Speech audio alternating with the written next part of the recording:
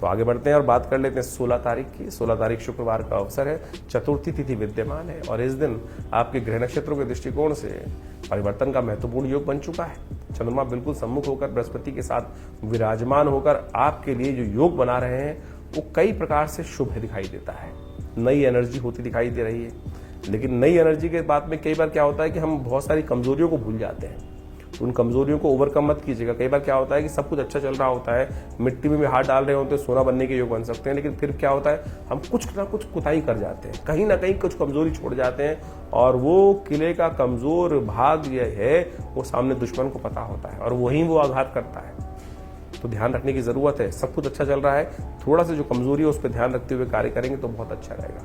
इस दिन चतुर्थी है, भगवान गणेश का स्तवन करें। गणेश चतुर्थी है, मासिक चतुर्थी है, शुक्रवार की चतुर्थी पड़ रही है, तो विघ्नहर्ता गणेश जी का सुंदर स्तवन करके ध्यान कर कर उनको पीले पुष्प अर्पित करना, गंगणाधिपतये इस मंत्र का जप करना आपके लिए कल्याणकारी योग बनाता दिखाई दे रहा है। ध्यान रखिएगा एक बात और कि 15 और 16 तारीख को जो ग्रह नक्षत्रों का योग था वो मूल नक्षत्र चल रहे थे। गणमूल नक्षत्र, ज्येष्ठ और मूल नक्षत्रों के योग थे। तो इन दिनों में जो जातक जन्म ले उनकी मूल शांति अवश्य करा लीजिएगा। ये बड़ी विचित्र विडंबना है, हम अपने शास्त्रों को धीरे धीरे, विधियों को धीरे धीरे भूलते चले जा रहे हैं और फिर जीवन में अनकहे कष्ट पता नहीं कहां से आ जाते हैं और ध्यान ही नहीं रहता है।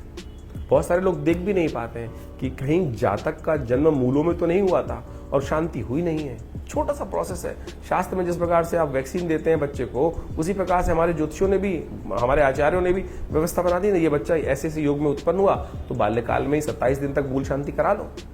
और फिर बाद में कराते हैं लोग, उसका ऋण इतना चढ़ जाता है तो वो फिर ऋण से निवृत्ति के लिए भी बहुत सारी मेहनत करनी पड़ती है।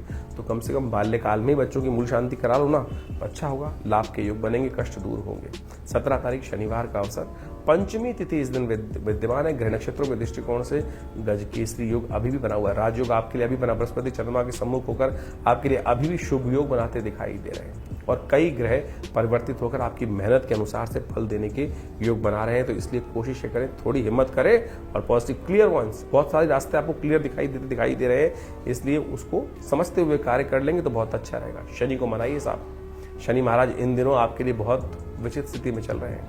हमने कुछ दिन पहले आपको एक उपाय बताया था, उस दिन अवश्य विशेष तौर पर पीपल का पेड़ रोपित कर उसका नित्यप्रति पूजन करें। तो कम से कम इस दिन शनिवार का दिन है, पीपल के पेड़ के पास जाकर एक दिया जला दीजिए, तेल का दिया, और थोड़े से तिल डाल दीजिए, प्रदक्षिणा कर लीजिए, तो ये आपके लिए कल्याणकारी योग बनेगा।